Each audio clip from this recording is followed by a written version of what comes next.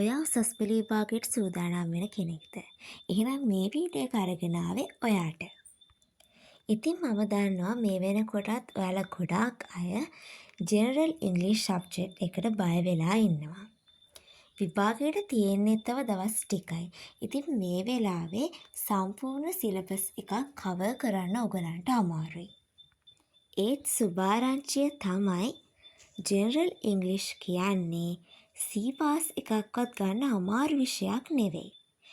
අපි අද මේ වීඩියෝවෙන් කතා කරන්නේ C එකක් ෂුවර් කරන්න පුළුවන් ලකුණු වැඩි කරගන්න පුළුවන් ක්‍රම 5ක් ගැන.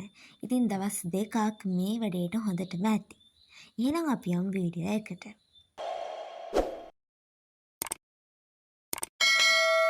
මුලින්ම බලමු මේ දවස් දෙකේදී අපි කොහොමද කාලය කළමනාකරණය කරන්න කියලා. පළවෙනි දවසේ පැය 4ක් පැය 5ක් වගේ ලිවීමේ කොටස් වලට කියන්නේ රයිටින් වලට අවධානය යොමු කරන්න තම ප්‍රමුඛතාවය දෙන්න. දෙවෙනි දවසේ පැය 4ක් 5ක් වගේ කාලයක් past papers වලට සහ grammar වලට ප්‍රමුඛතාවය දෙන්න. අපි මුලින්ම වැඩ කරන්න ඕනේ paper 2 වලට. ඒක තමයි අපේ pass අංක 1.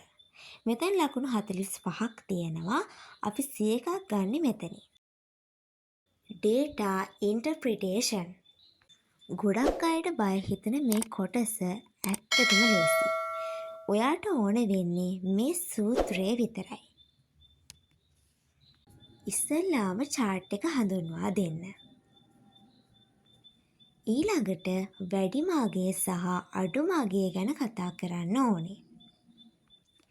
ඒ අතරතුර තියෙන වෙනස්කම් ගැන කතා කරන්න ඕනේ ඊළඟට. මතක තියාගන්න මෙතෙන්දී simple phrases යොදා ගන්න. letter email writing. මේ ප්‍රශ්න තමයි දවස් 2කින් ලකුණු ගන්න පුළුවන් පහසුම තැන. ඔයා ලියන දෙයට වඩා ආකෘතිය හරිද කියන එක තමයි මෙතන වැදගත් වෙන්නේ. ඉතින් මෙතනදී formal letter එකක්, informal letter එකක්, එහෙම නැත්නම් email එකක් ලියන හරි format එක හොඳට මතක තියාගන්න.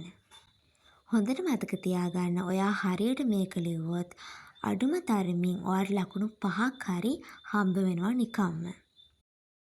එසේ composition ලකුණු 20ක් තියෙන නිසා මේක අතාරින්න එපා.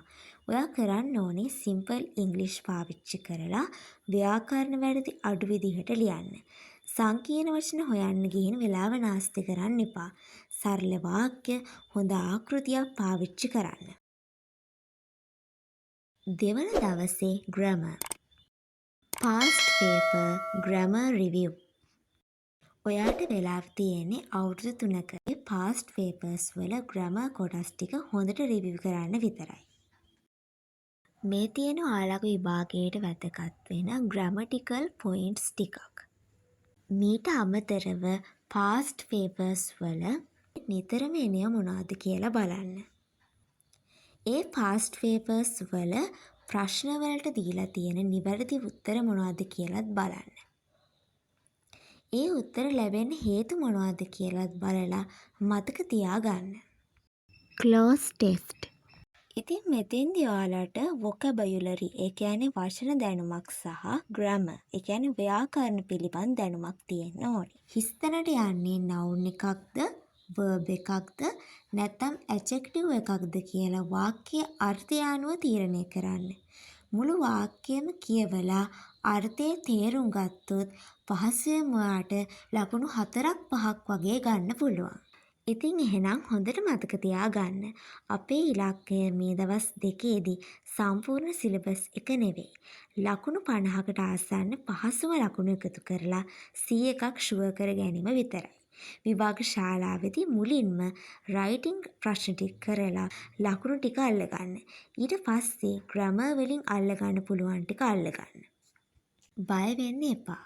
ඔයා මේ කී 5 හොඳටම බලාගෙන ගියොත් ඔයාට අනිවාර්යයෙන්ම මේ විෂයත් හොඳට සමත් වෙන්න පුළුවන්. එහෙනම් ඉතින් හැමෝටම ජය වේවා. Good luck, all the best.